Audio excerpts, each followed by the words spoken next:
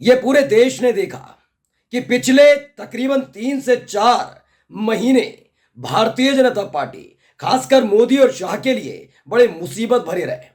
खासकर supreme court के तमाम आदेश, सुप्रीम कोर्ट की लताड़, सुप्रीम कोर्ट की फटकार, सुप्रीम कोर्ट के फैसले, सुप्रीम कोर्ट में हो रही सुनवाई, एक एक मामला बीजेपी के लिए और मोदी सरकार के लिए मुसीबत बनता रहा है। यही एक वजह है कि जब जब इस देश की सर्वोच्च अदालत ने कोई बड़ा फैसला सुनाया हो, तब बात बात पर मन की बात करने वाले हमारे मोदी जी न ट्वीट करते हैं न कुछ बोलते हैं, लेकिन जैसे ही उनके समर्थन में खड़े हुए कुछ लोग एक याचिका लिख दें या फिर एक कोई चिट्ठी सुप्रीम कोर्ट में दाखिल कर दें, तो फौरन ही मोदी जी मन की बात करने उतर आते हैं।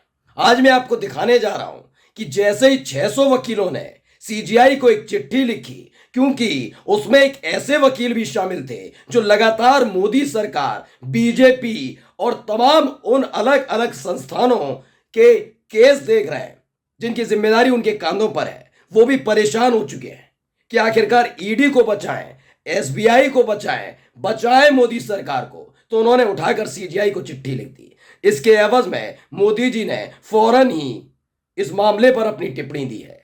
आज एक एक मामला खोलूंगा आपके सामने कि कैसे बुरी तरह से मोदी सरकार फंस चुकी है। नमस्कार, मैं हूं प्रज्वल गौतम और आप देख रहे हैं द कंटा। मैं बिना वक्त जाया किए ताजा तरीन मामले का जिक्र करूंगा और उसके बाद इसी से दिखाऊंगा जुड़े हुए दूसरे मामले। दरअसल एक दिन पहले ही सीजीआई यानी चंद्रचूड़ साहब पर के पास एक चिट्ठी पहुंचती है। यह चिट्ठी तकरीबन 600 वकीलों ने लिखी होती है। खबर पढ़िए, आज तक ने लिखा है, न्यायपालिका पर एक खास ग्रुप बना रहा दबाव। हरीश साल्वे समेत 600 वकीलों ने सीजीआई को लिखी चिट्ठी। इन वकीलों ने चिट्ठी में लिखा है कि इस खास ग्रुप का काम अदालती फैसलों को प्रभावित करने के लिए दबाव डालना है, विशेष रूप से ऐसे मामलों में जिनमें या तो नेता जुड़े हुए हैं या फिर जिन पर भ्रष्टाचार के आरोप है। चिट्ठी में कहा गया है कि इनकी गतिविधियां देश के लोकतांत्रिक ताने बाने और न्यायिक प्रक्रिया में विश्वास के लिए खतरा है। मुझे एक बात बताइए, सुप्रीम कोर्ट के चीफ जस्टिस चंद्रचूड़ साहब के सामने कोई भी मसला आता है, कोई भी मसला, उस मसले के आधार पर हरीश साल्वे कई बार सरकार की तरफ से पेश हुए, अलग अलग मामलों में पेश हुए। ऐसा इनके अंदर एकदम क्यों जागा कि चंद्रचूड़ साहब पर यानी कि इस देश के मुख्य न्यायाधीश पर कोई दबाव डाला जा रहा है? मैं आपको लेकर चलूंगा पीछे, लेकिन आपको मैं दिखाता हूं। जैसे ही यह खबर आई कि हरीश साल्वे और 600 वकीलों ने मिलकर चंद्रचूड़ साहब से कहा कि आप पर एक खास ग्रुप, मैं फिर कह रहा हूं, आप पर यानी चंद्रचूड़ साहब पर एक ग्रुप, विशेष ग्रुप लगातार दबाव डाल रहा है, यह न्यायपालिका के लिए खतरा है, उसके फौरन बाद ही मोदी जी को याद आया कि हां, इस पर बोलना ठीक रहेगा। मैं नहीं कह रहा हूं, पढ़िए क्या लिखा है। देखिए, यह एनडीटीवी ने खबर छापी है, दूसरों को डराना धमकाना कांग्रेस की संस्कृति। सीजीआई डीवाई चंद्रचूड़ को 600 वकीलों की चिट्ठी पर बोले पीएम मोदी। इन्होंने अंग्रेजी में बोला है, मैं हिंदी में कन्वर्ट कर आपको बता दूंगा, लेकिन खबर सबसे महत्वपूर्ण क्या है ये इस पर नजर डालिए। लॉ बीट ने यह खबर छापी थी। यह खबर इसी से जुड़ी थी कि हरीश साल्वे समेत 600 वकीलों ने चंद्रचूड़ साहब को, इस देश के मुख्य न्यायाधीश को चिट्ठी लिखी। और यह लिखी क्यों गई है मैं बताता हूं। दरअसल ये इसमें फंसे हुए हैं सारे हरीश साल्वे कई बार कई मुद्दों पर, मैं पूरे फ्रेंकली बता रहा हूं, फटकार खा चुके हैं। इन्हें जीतने का बड़ा शौक है और इसी आधार पर मोदी सरकार इन्हें बहुत पसंद करती है। लेकिन पिछले कुछ समय से चीफ जस्टिस ऑफ इंडिया या यूं कहा जाए सुप्रीम कोर्ट में ऐसे ऐसे मामले इन्हें प्रेजेंट करने पड़ रहे हैं, जीत छोड़िए, ये वहां पर दलील भी नहीं अच्छे से दे पा रहे हैं। कौन कौन से मामले बताऊंगा अभी आपको। अब ये लॉ बीट ने ये खबर जब ट्वीट की थी, वो उठा दे कि समय क्या है, 28 मार्च को 10:18 पर। इसके फौरन बाद ही मोदी जी अवतरित होते हैं और ये देखिए, उसी दिन 4:44 पर, तकरीबन 6 घंटे बाद इसका जवाब देते हैं, बताते हैं कि कितना महत्वपूर्ण काम इन 600 वकीलों ने किया है। मैं कहता हूं ये वकीलों से लिखवाई गई है चिट्ठी। क्यों? जब किसी मामले को लेकर सुप्रीम कोर्ट का दरवाजा रात में भी खुलवा लिया जाता है तो ये छाती पीटते हैं। तो ऐसे मैं भी कहता हूं हरीश साल्वे और ये 600 वकीलों ने मिलकर चिट्ठी लिखी है और खुलासा भी हाल में इनका हो भी गया था, बताता हूं। इन्होंने लिखा, टू ब्रोबीट एंड बुरी other in is vintage Congress culture. इनका क्या कहना है? इनका कहना है कि डराना धमकाना कांग्रेस की आदत है, उसकी संस्कृति है।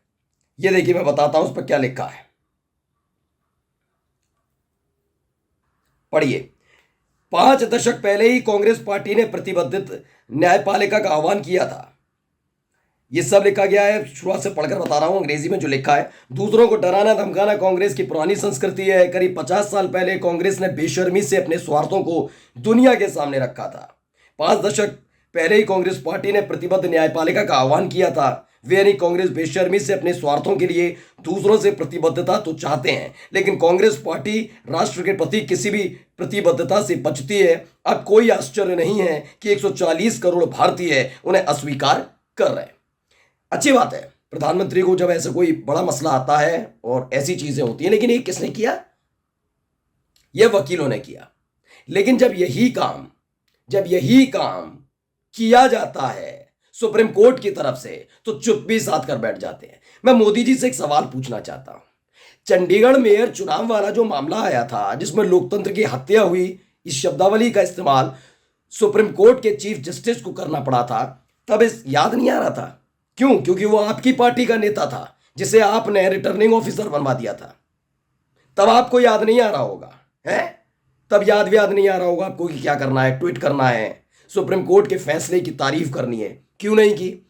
एसबीआई को इलेक्टोरल बॉन्ड मामले पर जब फटकार पड़ी, उसके बाद भी एक बार भी हमने एक ट्वीट दिखा दीजिए मोदी जी का जिसमें उन्होंने कहा हो कि हां आज ऐतिहासिक फैसला सुप्रीम कोर्ट का कि एसबीआई में जो चंदा वाली प्रक्रिया है उसे रद्द करते हुए उसका पूरा डेटा मांगा है, क्योंकि इनकी पोल खोल रही है। दरअसल पिछले 3-4 मसले ऐसे निकल कर आए दोस्तों जिसमें खुलासा सरकार का होने लगा, मोदी सरकार के सारे खुलासे होने लगे। इससे डर गए, घबराए हुए हैं। अरविंद केजरीवाल मामले पर भी इनका खुलासा हो गया कि कैसे ईडी का, सीबीआई का, इनकम टैक्स का इस्तेमाल किया, कैसे इन्होंने शराब माफियाओं से पैसे लिए, सट्टा माफियाओं से पैसे लिए, जिनके दवाएं गलत पाई गई टेस्ट के दौरान उनसे पैसा खाया। इनके सारे खुलासे हो रहे हैं और ये सारे खुलासे कहां से हो रहे हैं? सुप्रीम कोर्ट की तरफ से। तो इससे एक हाइप बनाने की कोशिश की जा रही है। अचानक से इनके अंदर की आत्मा जाग जाती है मोदी जी के अंदर की, और इस पर जवाबदेही कि कांग्रेस डराती है, धमकाती है। जरा इन मसलों को भी बता दीजिए कि कैसे इस देश के चीफ जस्टिस ने आपकी पार्टी का एक नेता जिसने धांधली की उसके लिए टिप्पणी की कि वो लोकतंत्र की हत्या कर रहा था। कुछ इस पर भी ज्ञान बांट दिया करिए। इन मामलों पर तो बोलने का वक्त आपको मिलता रहेगा। नमस्कार।